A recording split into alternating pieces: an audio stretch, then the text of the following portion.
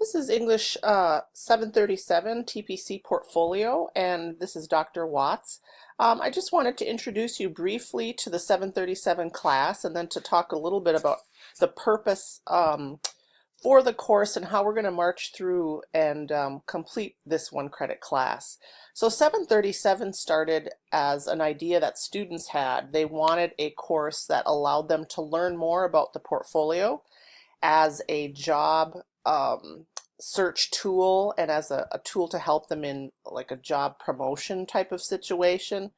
And they just weren't getting that in their existing coursework. And so we created a one credit portfolio course that allows students to learn about portfolios, especially in the technical and professional communication world, how they're used, how to create them, how to design them, and then it provides you with an opportunity to actually create a portfolio of your own. It's like an excuse to create a portfolio or to enrich an existing portfolio.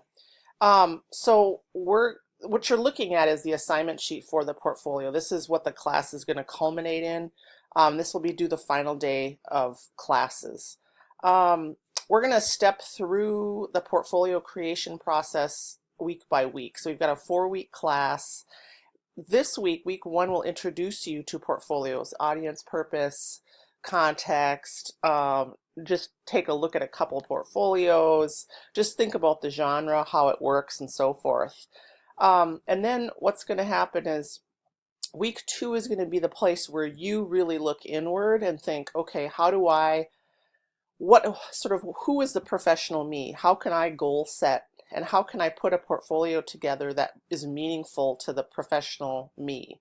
And so we're going to talk about goal setting, how that relates to portfolios, just really looking inward in terms of your own experiences and try to get those mapped out to the portfolio. Then week 3, we're going to think about assembling the portfolio. That's kind of tough. I mean, there's a lot of times when we have work projects and reports and documents and electronic sort of sites and so forth that are either proprietary or they're fleeting. You know, you may not have examples of those. So assembling the portfolio can be a really tricky thing because you really want actual drafts or actual examples of your work to showcase skills that you do have. And then finally, we'll spend week 4 really intensively drafting the portfolio and thinking about how to edit it, how to present it in a way that's super usable and that really stands on its own. So those are the 4 sort of steps that we'll be marching through with this course. And I think it's going to be a great time for you to think about sort of what's your excuse for putting this portfolio together? How do you want this to work for you? And it's really exciting to make these portfolios meaningful.